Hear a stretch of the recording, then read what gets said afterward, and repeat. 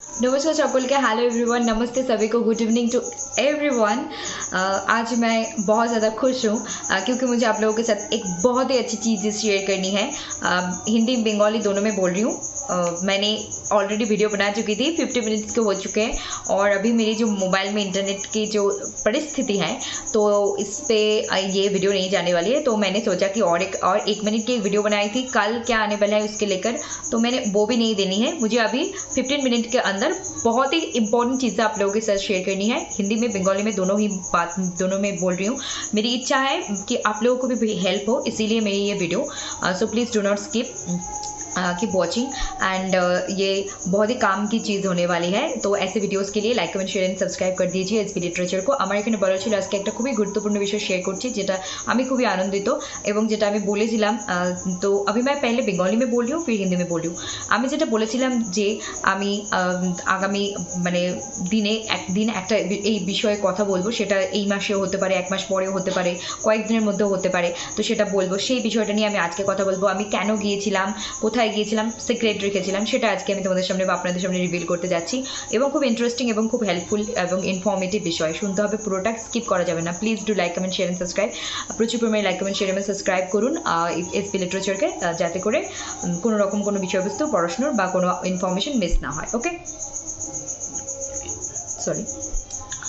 প্রথমে সোয়ামের full form কি বলে নিচ্ছি, study waves of active learning for young aspiring minds. এটা কিন্তু ইউজিসি নেটে পেপার বানিয়েও যুগ যুগ ধরে প্রশ্ন চাওয়া হয়, খুব ইম্পর্ট্যান্ট।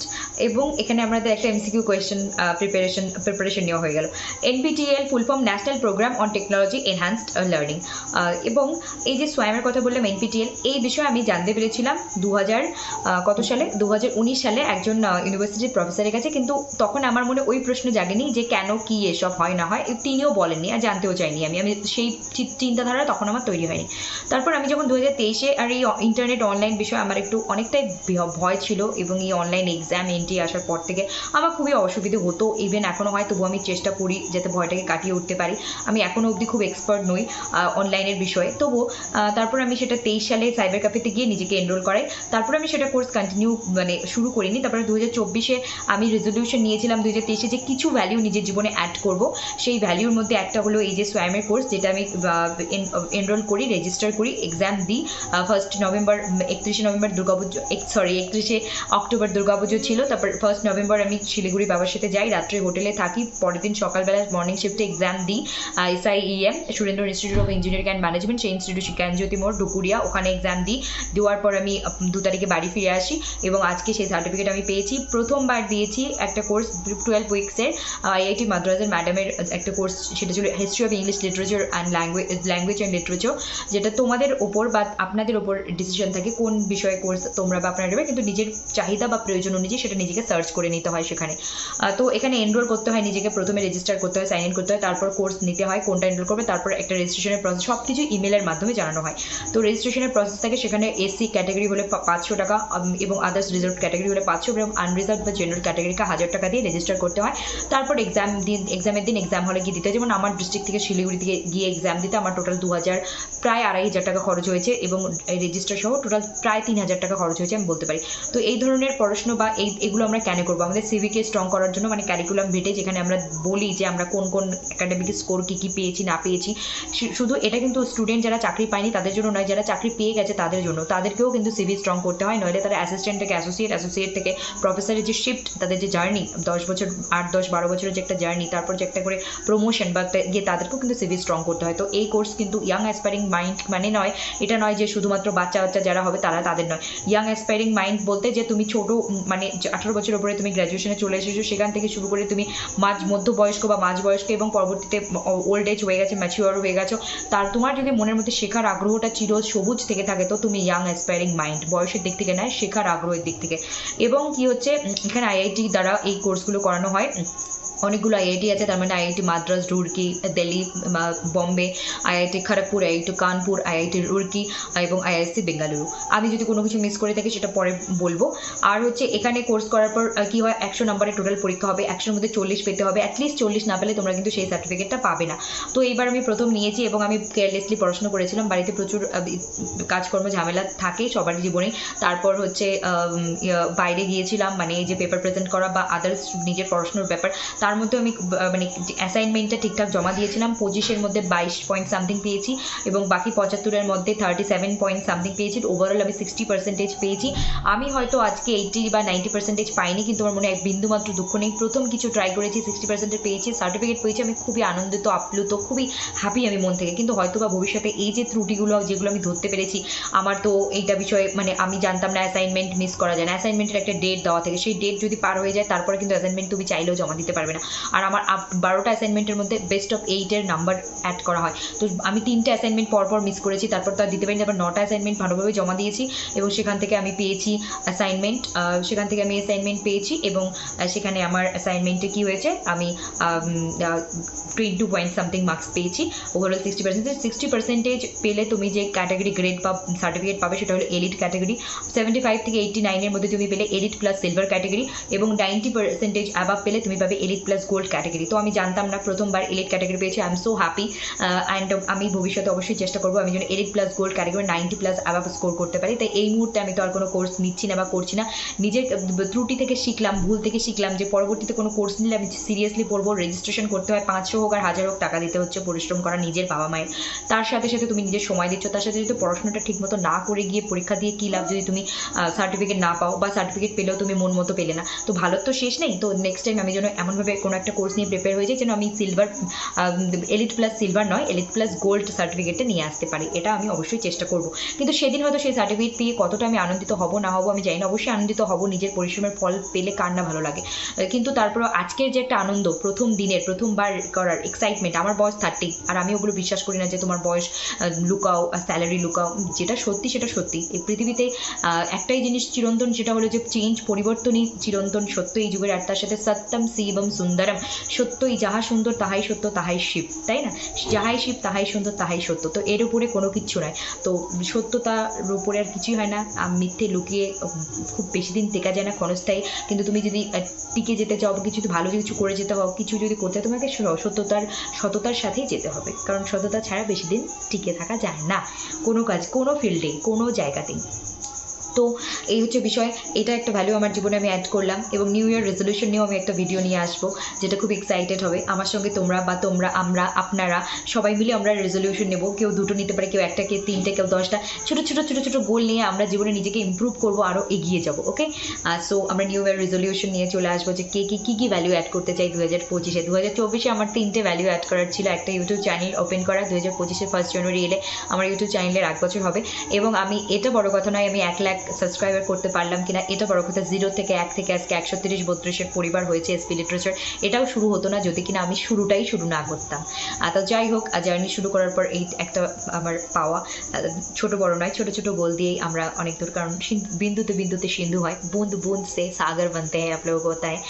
তো ফির এটা আর একটা হলো যে পেপার প্রেজেন্ট করা। পেপার প্রেজেন্ট করেছি কিন্তু আমি ফুল পেপার সাবমিট করিনি। কেন? যেখানে সততা বা সত্যতা বা স্বচ্ছতা আমার নিজের মধ্যে নেই, সেখানে আমি অন্যের হাতে নিজের স্বচ্ছতা যেখানে নেই, সেখানে আমি অন্যের হাতে নিজের জিনিস সঁপে দিতে পারি না। কারণ হচ্ছে পেপারটা আমার লেখা, সেই পেপারটা আমি যদি, যেখানে আমি নিজে ক্ল্যারিটি পাচ্ছি না, সেখানে আমি অন্যকে দিয়ে পাবলিকেশনের জন্য পাঠাবো, এটা হতে পারে না। কারণ পাবলিকেশনে তো আমরা জানি যে প্রথমবার লিখেই তোমার লেখা পাবলিশ হবে, এরকমটা ভাবা ভুল, এটাও এক ধরনের বাধা। আবার তুমি প্রথমবার দিলেই না পেপার আর ভাবলে যে তুমি ভালো মতো না দিলে তো পাবলিশই হবে না, দিলেই না, এটাও এক ধরনের বাধা। তো তোমাদের লিখতেও হবে, দিতেও হবে, ভুলও সংশোধন হবে, আস্তে আস্তে চেষ্টা করে আমরা একদিন পেপার পাবলিশও করতে পারবো, ভয়ের কিছু নেই। কিন্তু আমি এই মুহূর্তে দিলাম না, এই মুহূর্তে মনে হতে পারে এটা পেপার প্রেজেন্ট করলো কিন্তু ভুল পেপার সাবমিট করলো না, কারণ আমি নিজে স্যাটিসফাইড নই। আমি যে টপিকটা চুজ করেছি ওই টপিক নিয়ে আমি কাজ মানে আমি ভবিষ্যতে প্রচুর কাজ করতে চাই এবং খুব ভালো ভালো কাজ যেন মানে নিজের থেকে শিখে ভুল থেকে হোঁচট খেয়ে পড়ে উঠে দাঁড়িয়ে আমি শিখতে চাই ও করতে চাই, এবং সেটার উপর আমি অনেক কিছু লেখা লিখতে চাই এবং পাবলিশ করতে চাই ভবিষ্যতে, যদি আমি বেঁচে থাকি, সুস্থ থাকি, আর ভগবান যদি চান, আমি যদি চাই, অবশ্যই হবে।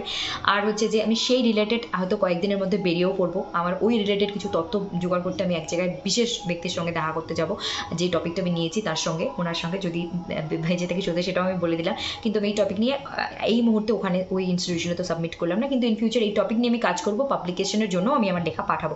সময় লাগতে পারে, হতে পারে নতুন বছরের নিউ ইয়ার রেজলিউশনের মধ্যে এটা একটা রেজলিউশন, কিন্তু জানি না কি হবে, কিন্তু আশা নিয়েই যে বাঁচে আশা, তো আমাদের তো যতদিন বাঁচবো আশা নিয়ে বাঁচতে হবে, আবার বাঁচে আশা পূরণের জন্যও বাঁচতে হবে, বেঁচে থাকার জন্য আশা রাখতে হবে, তাই না? তো এই হলো বিষয়বস্তু। এখন আমি হিন্দিতে বলছি, বলে এই ভিডিওটাকে এন্ড করছি, তারপর তোমাদের জন্য আপলোড করছি।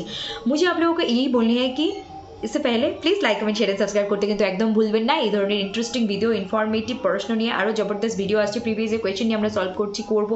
তারপর আমরা ইউজিসি নেটের নতুন রুলস রেগুলেশন নিয়ে আসবো, প্রফেসর হওয়ার জন্য কী কী দরকার আছে নেই। তারপর আমরা হচ্ছে আরও প্রচুর বিষয়বস্তু নিয়ে ইউজিসি নেট সেট গেটের পেপার 1 নিয়ে, পেপার 2 নিয়ে, মানে খুবই হিট করা পয়েন্ট নিয়ে আলোচনা করবো, যেগুলো এক্সাম হলে গিয়ে আমরা দেখতে পারবো যে প্রশ্ন এসেছে ওই টপিক থেকে, এরকম। तो अभी मुझे हिंदी में बोलनी है, please like comment share and subscribe. स्वयं के फुल फॉर्म आप लोगों को बताएं कि study webs of active learning या फॉर यंग एस्पायरिंग माइंड्स। ये क्वेश्चंस पूछे जाते हैं यूजीसी नेट के पेपर 1 में। ये मतलब कि जब से ये यूजीसी नेट स्टार्ट हुई है पेपर 1, तब से लेकर आज तक इसके बारे में क्वेश्चंस पूछे जाते हैं। इससे चाहे ये इसी टॉपिक को पूछे या फिर इससे रिलेटेड टॉपिक को पूछे जा सकते हैं। ये हायर एजुकेशन के यूनिट में एप्लीकेबल है, ये नेट मतलब ये टीचिंग एप्टीट्यूड में एप्लीकेबल है, ये रिसर्च एप्टीट्यूड में भी एप्लीकेबल है, कभी कभी ये कम्युनिकेशन के लिए भी एप्लीकेबल है। और कम्युनिकेशन के लिए मतलब हम जो बच्चा वार्तालाप करते हैं, तो ये higher education, teaching and research के लिए बहुत इंपॉर्टेंट है। और फिर NPTEL के फुल फॉर्म है national programme on technology enhanced learning. ये फुल फॉर्म भी कभी कभी पूछे जा सकते हैं यूजीसी नेट और अदर्स कम्पिटिटिव एग्जाम में भी। तो ये मतलब जब हमें NPTEL के बारे में पता चलता है तभी पता चलता है कि IIT के बारे में, और जब भी हमारे दिमाग में IIT की बात आती है तभी हमें लगता है कि हम लोगों को लगता है कि ये तो साइंस और ये तो टेक्नोलॉजी की बात करिए। नहीं, ये सिर्फ टेक्नोलॉजी की बात नहीं है, क्योंकि टेक्नोलॉजी ये ह्यूमैनिटीज एंड सोशल साइंस में इंग्लिश लिटरेचर है और गेट में तो अभी 6 ह्यूमैनिटीज एंड सोशल साइंस के सब्जेक्ट्स भी हैं, जो कि एक्स्ट्रा अपॉर्चुनिटीज़ हैं हम लोगों के लिए। और ये IIT बॉम्बे, रुड़की, खड़गपुर, कानपुर, गुवाहाटी, पटना, IISc बेंगलुरु, ये इंस्टीट्यूशन के जो प्रोफेसर्स हैं, रिनाउंड प्रोफेसर, उन लोगों के कोर्स दिए जाते हैं। वहाँ पे आप अपने मन पसंदीदा कोर्स को ले सकते हो विदाउट फीस, ये फ्री है। लेकिन आपको जब एग्जाम की बात हो तब आपको, अगर आप कोई SC ST या फिर कोई रिजर्व कैटेगरी हो तो आपको 500 रुपीज़ पे करनी होती है। अगर आप जनरल और अनरिजर्व कैटेगरी हो तब आपको 1000 रुपीज़ पे करनी होती है रजिस्ट्रेशन के लिए। फिर अपने घर से, अपने गाँव, अपने टाउन, अपनी होम टाउन से आपके जो एग्जाम सेंटर कितनी दूरी पर है, आपको अगर होटल में रुकनी होते हैं 1-2 पर्सन, आप अकेले जा रहे हो या फिर अपने पेरेंट्स के साथ जा रहे हो, आपको वहाँ पे कुछ मनी, मतलब मेरे तो लगभग 3000 रुपीज़ खर्चे हुए एग्जाम फीस से लेकर एकदम एग्जाम के देने से आने तक 3000 रुपये खर्चे हुए। इस सारी चीज़ों के लिए अगर आप ग्रेजुएशन में हो तो कोई ट्यूशन पढ़ा लो, प्राइवेट जॉब कर लो, क्योंकि सभी लोगों के माता पिता के ऊपर इंडिपेंडेंट नहीं है। खुद के जितनी जल्दी हम खुद से कमाएं उतनी अच्छी है, क्योंकि मैं खुद नहीं कर पाई या फिर कोई बाधा थी, मैं ये कभी किसी को नहीं सजेस्ट करूँगी मेरी तरह आप भी घर पे बैठे रहो, कभी नहीं। किसी की लाइफ में आगे होता है किसी में बात में, लेकिन कभी हताश निराश नहीं होने का, कोशिश जारी रखने का है। तो फिर आप लोगों को ये भी दिमाग में रखना है कि ये कोर्स करने से आपके CV स्ट्रॉन्ग होंगे, करिकुलम भेटे। ये सिर्फ स्टूडेंट्स जो 18 साल की उम्र के बाद आप लोग ग्रेजुएशन में आए हैं और आप ग्रेजुएशन रनिंग कंटिन्यू कर रहे हैं, तब भी आप ये कोर्स कर सकते हो। अगर आपके ओल्ड एज मतलब मैच्योर हो चुके हो, आपके एज है, आप लर्निंग सीखने की इच्छा है आपके मन में, तो आप सीख सकते हो। इसी को कहते हैं यंग एस्पायरिंग माइंड, कि आपके सीखने की जो चाह है वो ऑलवेज एवरग्रीन है, यंग है, इसीलिए यंग एस्पायरिंग माइंड्स, नॉट कि आपकी एज ओल्ड हो चुके हैं आप और नहीं पढ़ सकते, सीख सकते। आपकी एज है, ऐसी कोई बात नहीं है। तो अगर आप चाहते हो तो आप ऐसे कोर्स कर सकते हो, इस पर एज लिमिट की कोई बाधा या लिमिटेशंस नहीं है। फिर क्या है कि यहाँ पे 100 मार्क्स के एग्जाम होते हैं, 40 मार्क्स आपको लेनी है इस पे, अगर आपको सर्टिफिकेट चाहिए तो। मैंने पहली बार ये एग्जाम दी है मेरी लाइफ में, मुझे 19 में पता चला इसके बारे में, लेकिन ना कोई जिनसे ये पता चला ना उन्होंने कोई डिटेल्स इन्फॉर्मेशन शेयर की, और ना मेरी तब इतनी मैच्योरिटी हुई थी कि मैं क्वेश्चंस करूँ कि ये क्या है, क्यों है। मेरे दिमाग में वो सब सारी चीज़ें तब नहीं आई थी, क्योंकि मैं इतना मैच्योर भी नहीं हुई थी। क्योंकि समझ में किसी को पहले आती है, मतलब एक के समझ 20 साल में जो आ रहा है दूसरे के भी 20 साल में एक ही मैच्योरिटी आएंगे, ये सोचना बिल्कुल गलत है। थोड़ी आगे पीछे हो सकता है, क्योंकि आप लोगों को पता है change is the constant thing in this whole universe and everyone is unique and different in their own field. अपने आप में वो लोग बहुत खूबसूरत है, यूनिक है, क्योंकि हम किसी के साथ कंपेयर नहीं कर सकते। जो ट्विन बेबीज होते हैं, जुड़वा भी होते हैं, उन लोगों के भी अगर आप बाल देखोगे, आंखें देखोगे, नाखून देखोगे, बॉडी देखोगे, तो कुछ ना कुछ आपको डिफरेंट चीज़ें मिलेंगी। तो हम लोग तो डिफरेंट है ही। तो आप लोगों को क्या करनी है कि ये कोर्स मतलब 40% लानी है सर्टिफिकेट के लिए। मैंने पहली बार एग्जाम दी, मुझे सर्टिफिकेट मिली। अगर आप 40 से 59 के बीच हो then your course successfully completed. मुझे 60% मिली और एलिट कैटेगरी के ग्रेड के सर्टिफिकेट मुझे मिली। अगर आप 75 से 80% के बीच हो तो आपको एलिट प्लस सिल्वर कैटेगरी के ग्रेड और सर्टिफिकेट मिलते हैं, जो कि मेरी सर्टिफिकेट में ये सारी चीज़ें थी। मैं यहाँ पे आप लोगों के साथ शेयर करी हूँ। आज ही मेरी सर्टिफिकेट आई है एग्जाम के रिजल्ट के साथ। मैंने 1 नवंबर गई थी, 2 नवंबर एग्जाम दी थी, आज मार्कशीट आए हैं विथ सर्टिफिकेट, रिजल्ट्स मिली है मुझे। तो मुझे ये सर्टिफिकेट बाद में डाउनलोड भी करनी है, प्रिंट आउट निकालनी है फ्यूचर रेफरेंस के लिए, इस CV को स्ट्रॉन्ग बनाने के लिए, ऐड करने के लिए।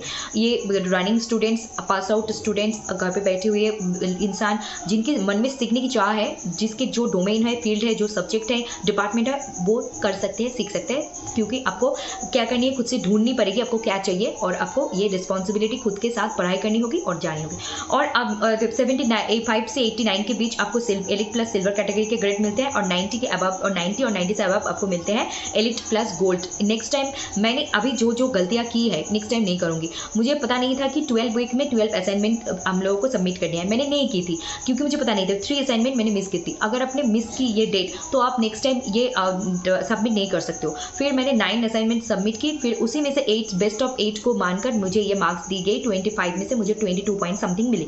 और फिर मुझे 75 के कंप्यूटर में UGC नेट की तरह ही सेम टू सेम एग्जाम होते हैं। ये 1 marks 1 MCQ question for 1 marks, each question carries 1 marks. मुझे 1 मार्क मुझे मिली वहाँ पे 37 पॉइंट समथिंग, ओवरऑल मुझे 60% मिली। तो फिर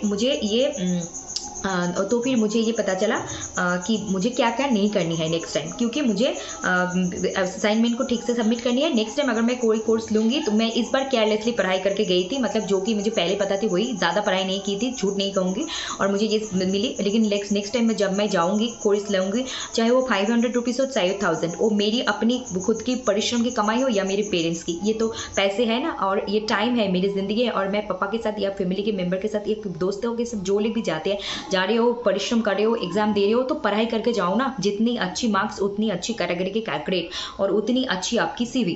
तो ये सिस्टम है, हमको फॉलो करनी ही होगी। तो नहीं, अच्छे की तो कोई लिमिटेशन नहीं है, अच्छे की तो कोई हद नहीं होती है, चाहे वो पढ़ाई हो चाहे वो अपनी लाइफ में हो, कि मुझे ये चीज़ें अपने खामियां को ऊपर काम करके मुझे ये खुद को बेहतरीन बनानी है। चाहे वो डिसिप्लिन हो, चाहे वो कंसिस्टेंसी हो, चाहे वो सर्टिफिकेट हो, चाहे वो कोई एग्जाम हो, चाहे वो कोई ह्यूमैनिटी और मॉरलिटी की बात हो, है ना। तो फिर मुझे next time elite plus gold की सर्टिफिकेट चाहिए, तब मैं ऐसे प्रिपरेशन लेकर जाऊंगी, मुझे मिले। हो सकता है कि मिले, तब मैं इतना खुश एक्साइटेड रहूंगी या नहीं मुझे नहीं पता, क्योंकि ये पहली चीज़ हमेशा सबको बहुत ही खास और अच्छी लगती है। इस बार मैं बहुत ही खुशी हूँ। मुझे नहीं मिली 90 80, इट्स ओके, बट 60 में ही मैं बहुत खुश हूँ, क्योंकि पहली बार मैंने कुछ नई ट्राई की और नई चीज़ों की, नई एक्सपीरियंस की। अब बात ही कुछ अलग होता है। नेक्स्ट टाइम मुझे 90 प्लस भी मैं मार्क्स लेकर आऊँगी, सर्टिफिकेट लेकर आऊँगी। खुश तो होंगी तब भी, क्योंकि अपनी दम पर, अपनी पढ़ाई पर, अपनी हार्डवर्क के वजह से ही मुझे मिलेंगे। खुश तो तब भी रहूँगी, लेकिन पहले की बात ही कुछ अलग होती है ना। तो फिर यही मुझे आपको लोगों के साथ शेयर करनी है। और मुझे ये न्यू ईयर आते मुझे 3 चीज़ें, एक यूट्यूब चैनल मैंने स्टार्ट की थी 1 जनवरी 2025 में 1 साल हो जाएंगे। अगर मैंने स्टार्ट ही नहीं करती तो मैं 130 और ये 130 की जो 32 की जो फैमिली हमारे हो चुके हैं, ये कभी नहीं बन पाती। चाहे वो 1 लाख नहीं हुए, 2 लाख नहीं हुए, 50,000 नहीं, तो क्या हुआ, 100 तो हुई है ना। ये अपने आप में एक शाबाशी है ना। तो फिर ये स्वयं के कोर्स मुझे सर्टिफिकेट मिली, चाहे वो नहीं हुए 90%, 60 तो हुए ना, नहीं कुछ ट्राई तो किए ना, तो ये हुए नई चीज़। और एक मैंने पेपर प्रेजेंट की ICSSR ईयर से स्पॉन्सर्ड इंटरनेशनल कॉन्फ्रेंस में पहली बार पेपर प्रेजेंट की। मैंने फुल पेपर सबमिट नहीं की, क्योंकि मुझे खुद क्लैरिटी नहीं थी, खुद मुझे लग रही थी I am not satisfied with my paper. So मैं कैसे दूसरों के हाथ में सौंपूँ अपनी लेखा को। ये भी ठीक है कि अगर आप गलती नहीं करोगे तो पब्लिकेशन में कभी नहीं जाएंगे, अगर आप सबमिट ही नहीं करोगे। अगर आप सबमिट करने से पहले ही सोचोगे कि मेरी लेखा अच्छी नहीं हुई, मैं क्यों सबमिट करूँ, तो जिंदगी में कभी भी आपके पेपर सबमिट होने के चांस, मतलब पब्लिकेशन होने के चांसेस नहीं है। लेकिन मुझे लग रही है कि मुझे उस पर काम करना है। मैं 2-4 दिन में बाहर जाऊंगी, मेरी पेपर से रिलेटेड मुझे एक विशेष पर्सनालिटी व्यक्तित्व एक इंसान के साथ मिलनी है, बातें करनी है। मुझे वो टॉपिक पे बहुत ही इंटरेस्ट आने लगी है। मुझे उस टॉपिक पे इन फ्यूचर बहुत सारे पेपर्स लिखनी है, बहुत सारी चीज़ें पब्लिश करनी है। मेरी मन से ये आ रही है आवाज़, और मैं अगर ज़िंदा रहूँगी, खुश रहूँगी, स्वस्थ रहूँगी, अच्छी रहूँगी, मतलब जीवित एंड स्वस्थ रहूँगी, और गॉड चाहेंगे, मैं चाहूँगी तो डेफिनेटली मैं लिखूँगी और किसी दिन पब्लिश भी कर दूँगी। क्या हो सकता है कि न्यू ईयर रेजोल्यूशन में ये ऐड हो जाए कि हम एक पेपर को पब्लिश करें, हो भी सकते हैं, है ना, तो कुछ भी हो सकते हैं।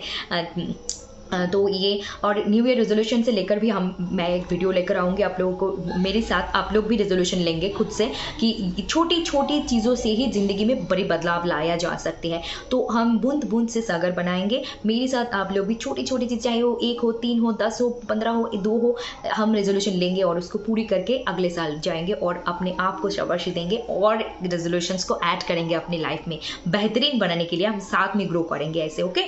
सिर्फ पढ़ाई के मतलब ये तो नहीं ना यूट्यूब में आए और लेक्चर्स दिए और यूजीसी नेट के प्रिपरेशन किए चले गए, नहीं। यूजीसी नेट के साथ साथ ऐसे लगे कि जिंदगी में हमने यहाँ पे टाइम तो दिए, जिंदगी में कुछ बेहतरीन हुए, कुछ इंप्रूवमेंट तो नंबर 1 मतलब +1 तो ऐड हुए, कुछ तो चीज़ें ऐड हुए अपने आप लाइफ के अंदर। ये वीडियो देखना क्या हुआ हमारे लाइफ में, ये समय, ये परिश्रम, ये एनर्जी सफल हुई क्योंकि हमने कुछ ऐड की अपनी लाइफ में, कुछ नई करने की ट्राई की, कुछ नई करने की कोशिश की, है ना। तो यही है, एक साथ फिर नए रेजोल्यूशन लेंगे एसबी लिटरेचर के साथ। So please do like, comment, share and subscribe to SB literature. ऐसे एक्साइटिंग, ऐसे इन्फॉर्मेटिव, ऐसे एकदम ज़बरदस्त पढ़ाई के लिए रिलेटेड प्रीवियस ईयर क्वेश्चन हम सॉल्व करेंगे, जो ड्यू है वो भी डिस्कस करेंगे, नेट सेट गेट के पेपर 1 को भी डिस्कस करेंगे, पेपर 2 को भी डिस्कस करेंगे, और हम यूजीसी नेट के न्यू रूल्स एंड रेगुलेशंस को डिस्कस करेंगे, न्यू रूल्स एंड रेगुलेशंस को भी डिस्कस करेंगे। एंड मुझे कहा गया कि कितने प्रीवियस क्वेश्चन सॉल्व करेंगे उसके भी मैं आंसर लाऊंगी। प्लीज़ ये वीडियो स्किप मत करना, शुरू से लेकर एंड तक देखना, बहुत ही इन्फॉर्मेटिव है। Do not skip. ये एप्लीकेबल है ग्रेजुएशन रनिंग स्टूडेंट से लेकर एकदम मतलब मैच्योर एज के लोग हैं जिनके मन के अंदर सीखने की चाह है, उन सभी के लिए ये स्वयं है एनपीटीईएल कोर्स है। और आपको अपनी फील्ड, आपकी सब्जेक्ट, आपके डोमेन, आपके डिपार्टमेंट से रिलेटेड कोर्स को ढूंढनी है, एनरोल करनी है, फिर एग्जाम से पहले रजिस्टर करनी है, फिर प्रिपेयर होकर बहुत अच्छे से पढ़ के एग्जाम देनी है, फिर सर्टिफिकेट लेनी है। अपनी सीवी को स्ट्रॉन्ग करो, अपनी नॉलेज को बढ़ाओ, इंक्रीज करो, अपनी एरिया को और ब्रॉड डॉट बनाते जाओ और खुद को बेहतरीन करते जाओ, चाहे वो एकेडमिक फील्ड हो, चाहे वो अपनी रियल लाइफ हो, है ना। So that's it for today. Thank you very much. Stay connected with SB Literature. Keep watching and hit the bell icon so that you never miss an updates. Please do like, comment, share and subscribe. नमस्ते सभी को। स्वस्थ रहिए, मस्त रहिए, खुश रहिए, दूसरों को खुशियाँ बांटते रहिए, पढ़ते रहिए, आगे बढ़ते रहिए, SB Literature के साथ जुड़ते रहिए और हम आगे बढ़ते रहिए। সবাই ভালো থাকুন, খুব ভালোভাবে সময় কাটান, পড়াশোনা করুন, নিজের পরিবারকে খুশি রাখুন, নিজে খুশি থাকুন, ভালো মন্দ যাই হয়ে যাক না কেন একসাথে হাতে হাত রেখে এগিয়ে যান বা নিজের সাথে আর SB Literature সাথে এসে যুক্ত হয়ে যান, আর আমরা একসাথে গ্রো করতে থাকি, জীবনে নতুন নতুন কিছু ভ্যালু অ্যাড করতে থাকি, এভাবেই তো আমরা এগিয়ে যাবো, তাই না। নমস্কার সকলকে, good night, take care, bye, and like, comment, share and subscribe.